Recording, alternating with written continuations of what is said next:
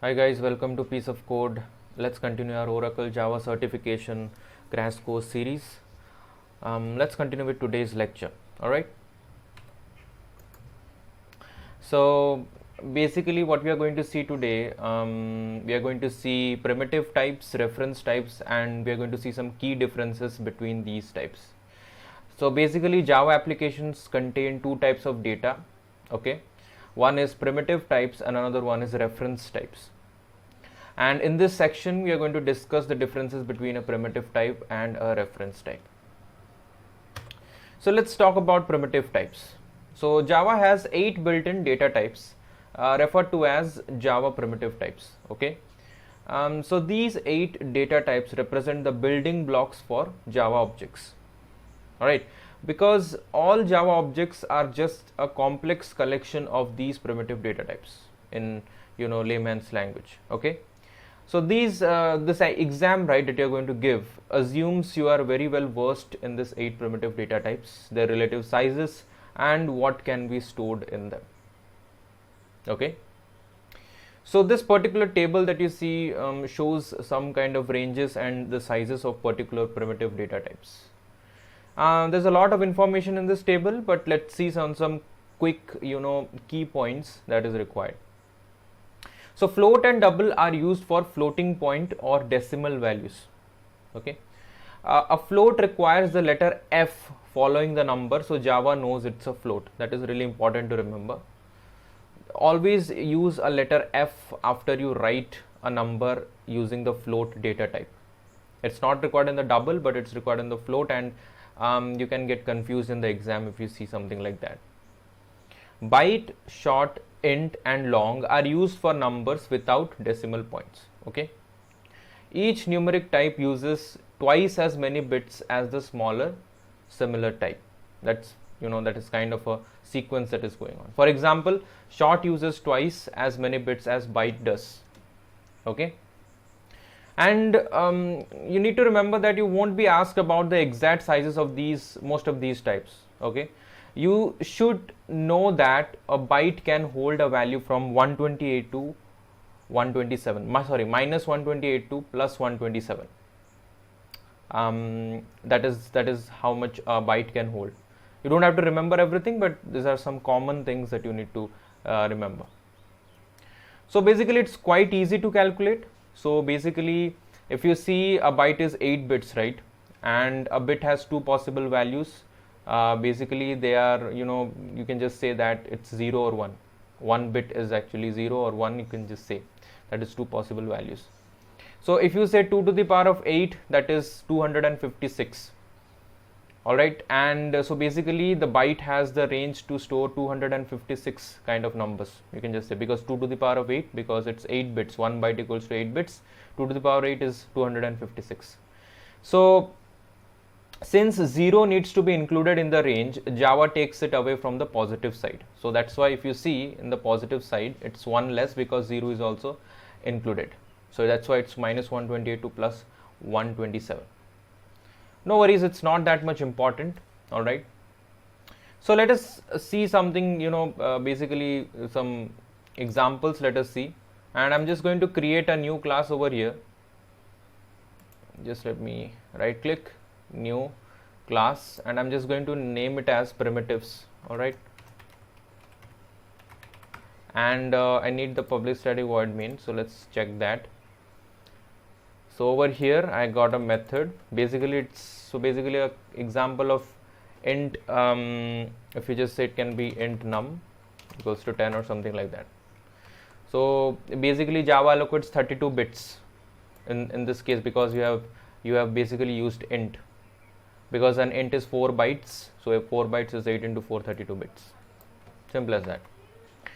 Now what is the largest int? You can just say, right, the largest int or the largest int value. You don't have to remember this, but there is a way to find out the largest int, the integer value, the largest integer value. You can just use one of the static values of the integer class. We are going to learn about these classes later on, these wrapper classes which are integer, long and everything, but for now just you can use this thing, integer dot max value, to get the maximum integer value. If I run this code, if you see this over here, so if you see, this is the maximum value.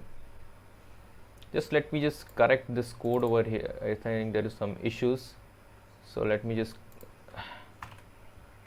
this thing, so that will not hamper our running of the code. All right, so this is the max value.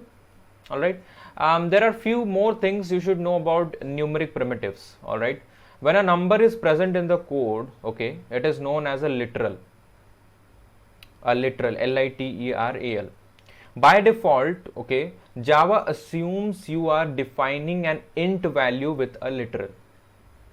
Now if I take an example over here, if I do this, and this is also a tricky thing that they do in the exam, if I do long max equals to, if I do something, let's say 3 1 2 4 5 6 7 8 or something like that.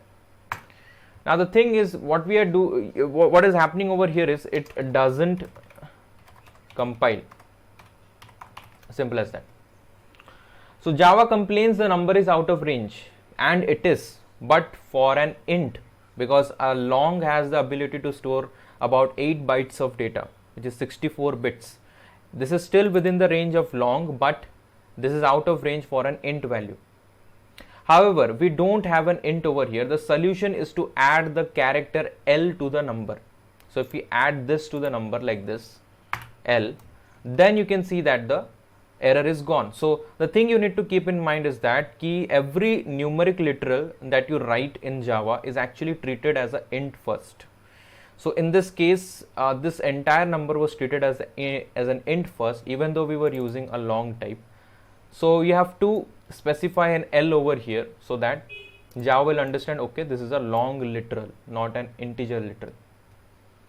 Alternatively, you can add a lowercase l to the number, that is also fine. But please use the uppercase L. The lowercase l looks like a number 1, so it can get confused, right? So basically, always use a uppercase L. So basically, this is some of the things that appear on the exam. Okay. Another way to specify numbers is to change the base. Basically, you have heard about binary and octal and everything. So that is what we are talking about. So when we learned how to count, we studied the digits 0 to 9, right? This kind of numbering system is known as the base 10. Okay, this is known as the base 10 numbering system, since they are 10 numbers, right? 0 to 9 is 10 numbers. Okay, so it is also known as the decimal number system. Java allows you to specify digits in several order formats also. So what are all the other formats that Java supports? First one is the octal, and basically octal are digits from 0 to 7, and then we have hexadecimal. All right, and hexadecimal is digits from 0 to 9, and also it supports letters from A to F. So I'm not going to actually explain what are hexadecimal, what are octal and everything, because they are out of scope for your exam. Just need to understand this is a octal and this is a hexadecimal number. We're going to see some examples, but if you want to explore more on it, you can very much learn about it through the internet or somewhere else. Okay, no issues in that. And then we have a binary format, which is basically digits 0 to 1. All right, simple as that. So hexadecimal uses the number 0 followed by small x or capital X as a prefix. For example, if you see an example for hexadecimal, 0xff, something like that.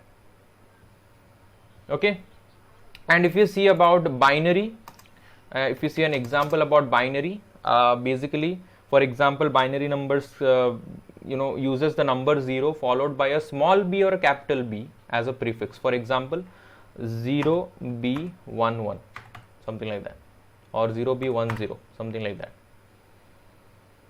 So basically, you won't need to convert between number systems on the exam, as I've already told you.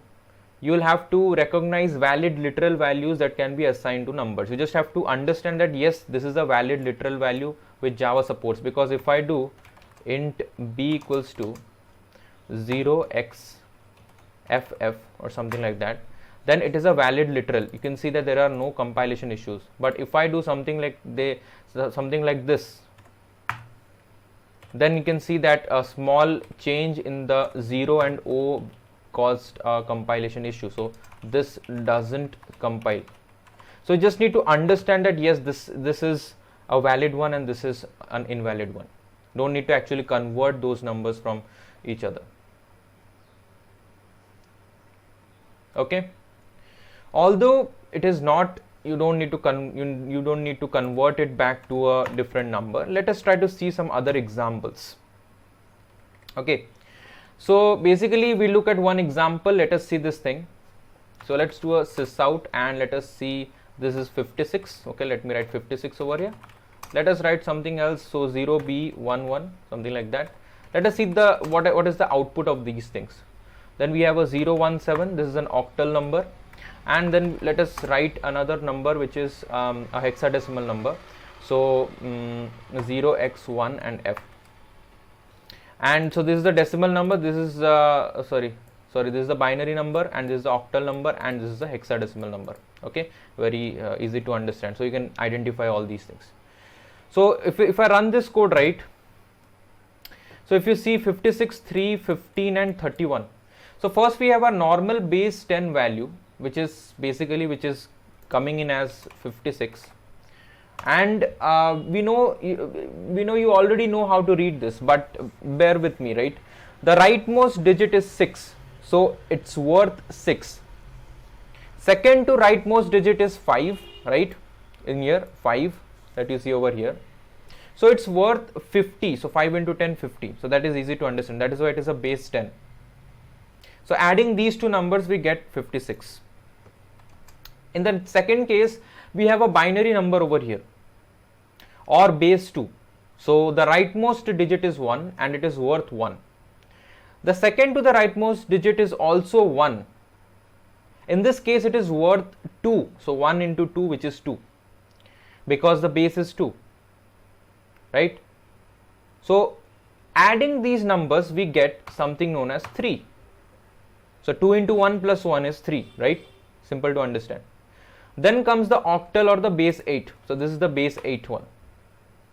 The rightmost digit is 7 in this case, and it is worth 7 because 7 because it has it starts from the rightmost here. And then the second to the rightmost digit is 1, which is worth 8 times 1, because 8 to the power of 1, because it was something like what? 7 into 8 power 0, right? 8 power 0. So 8 power something like 0 plus 1 into 8 power 1 or something like that. So it is 1 times 8 because the base is 8. Adding these things, we get it as 15. We get 15, like we obtained 3 over here by doing the base 2. And over here, if you see, then comes the hexadecimal or base 16 in this case, which is also known as a hex, hex. The rightmost digit is f, alright, and it is worth 15. So basically, you have to, if you want to remember all these things, you have to see the hexadecimal chart and everything, but don't worry about that right now. So it is worth 15. 9 is worth 9, A is worth 10, B is worth 11, and so on. So the hexadecimal chart goes on like this. And the second to the rightmost digit is 1 in this case, over here, 1. And it is worth 16. So it is 1 times 16, because the base is 16. And adding these two numbers will get us as 31. So that is why the output, if you see over here, we get 56, then 3, then 15, then 31. So it's not that important for the exam, but just for your information's sake, I just tried to explain it as easy as possible. Okay. In the exam, you just need to know that yes, this is a valid literal. It can be hexadecimal, it can be a binary, it can be a base 10 or decimal, or it can be an octal. Okay, the last thing you need to know about numeric literals is a feature added in Java 7, and you can also get confused with this particular feature. You can have underscores in numbers to make them easier to read. Let me give an example.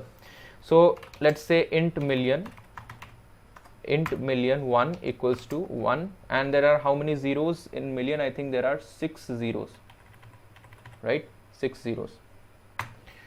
So it's fine, it works fine. Another way to write it is like this, as I have already told you, equals to 1 underscore 000 underscore 000, something like this. So basically it just improves your readability. So basically we'd rather be reading the latter one, this one, because the zeros aren't run together. And remember one thing in mind, you can add underscores wherever or anywhere except at the beginning of a literal. The end of the literal also is not possible. So the beginning and the end, it is not possible. Also, right before a decimal point, it is not possible. Or after a decimal point also, it is not possible. So beginning, at the end, before a decimal point and after a decimal point, you cannot add underscores to a literal. It may result in compilation issue. Actually, it will result in compilation issue, not me. Okay. Let's see some examples which you can get confused in the exam. So double not at start equals to, let's say for example, underscore 1000 dot 00. So this doesn't compile. Okay, then double not at end equals to 1000 dot 00 underscore. This also doesn't compile. And double decimal 1 equals to 1.01. This is also doesn't compile. Sorry, my bad. Not before.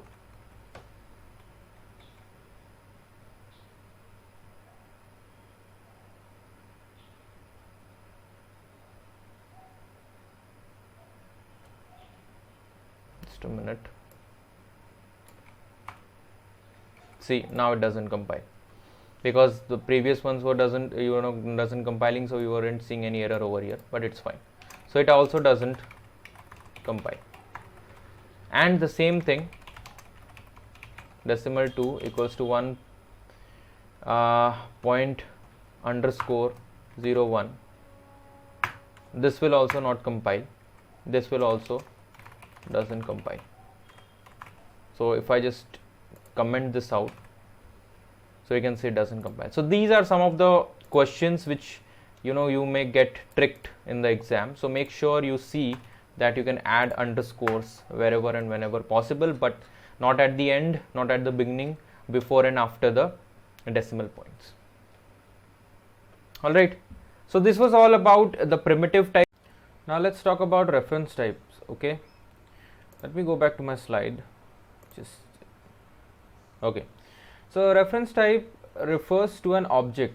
Okay. An object is an instance of a class. You already know. Okay.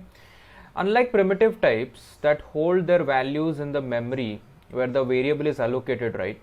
References do not hold the value of the object they refer to. Okay.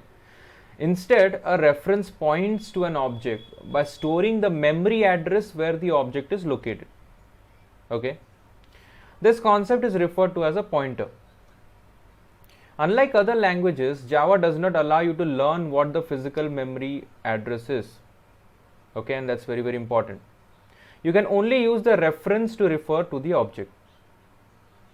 Now let's see an example. Okay, let's see what I'm talking about. So let me create a new class over here, and let me just name the class as reference types. Okay, and let's also have a main method. We need it. So see, let me create a reference variable for the date class. So date, I need it from the java.util package, as we already know. So date. Another example of a reference variable is string name or something like that. Now this is known as a reference, and this thing, remember one thing, this reference variable can only point to an object. So you can either reassign this reference variable to the same kind of object like with another date object, or otherwise you can create a new object and assign that object to this date variable. So this is what a reference variable is. Now let's see an example. If I want to assign an object to this date variable, what do? I just do date equals to new date, right? Something like that. So this is the actual object. We have discussed this earlier in the earlier lecture also, and this is the reference variable. Similarly, name equals to something like that. So a reference can be assigned to another object of the same type. Okay. A reference can be assigned to a new object using the new keyword. Right. Now, if you see an example in this slide over here, so you can see what I actually mean. Let's go back. So basically a date object. So a date reference points to a date object. A string reference points to a string object. Right? That is the theory behind this concept of reference types. Now another thing to remember about reference types is that as it doesn't store the actual value, we can use methods on these reference types. For example, we can use methods which belong to the date class using this reference variable name. For example, sysout date dot get instant or get date or something like that, this method. Alright, and we can also use some methods from the string class, for example name dot to uppercase or something like that. And if I just run this code, you can see that we are getting the date, which is 21st today, right? We are getting the date, and also we are getting in this particular thing in the uppercase, right? So basically we can do all these operations on these reference types, and you can also compare this thing to another object that we had created. I think in the swan class we had created an object of the swan class, and we used this reference variable name to set the number of eggs to 1, right? Dot, so we use the dot operator, and I access this class variable number of eggs and I set it to 1, and here I am reading the variable. And in the following chapters, in the later chapters, you are also going to see how to use encapsulation using all these things. That is for later chapters, but don't worry about that. A good thing about reference types is that you can assign a null value to reference types. So you can just do date equals to null, and it will not throw any kind of compilation issue. But if you try to do that with the primitive type, for example int value equals to null, then it may throw a compilation error, so doesn't compile. And we are also going to see the reason behind this thing in the later sections. Okay, so these are all the advantages, or whatever you can just say, of using reference types. But reference types more or less are somehow related to primitive types, because yeah, that's how it is. Now let us see some differences between this reference types and primitive types. All right, so as I've already told you, reference types can be assigned to a null. Primitive types will give you a compilation error if you are assigning to null. You can use method calls, class members. With reference types you can use the dot operator to access them, but with primitive types you just get the value, that's it. You cannot get any kind of methods or class variables with primitive types. Okay, primitive types have the name starting with uppercase letters. Sorry, reference types have the name starting with uppercase letters, my bad. And all primitive types start with lowercase letters. As if you have seen over here, this int starts with a small, everything is small case over here, but this date that you see, it is uppercase. It starts with the uppercase and then follows the camel casing format, right? Simple to understand, because that is simply the class name, and we are using the class type, that is date, as a reference type. So easy to understand.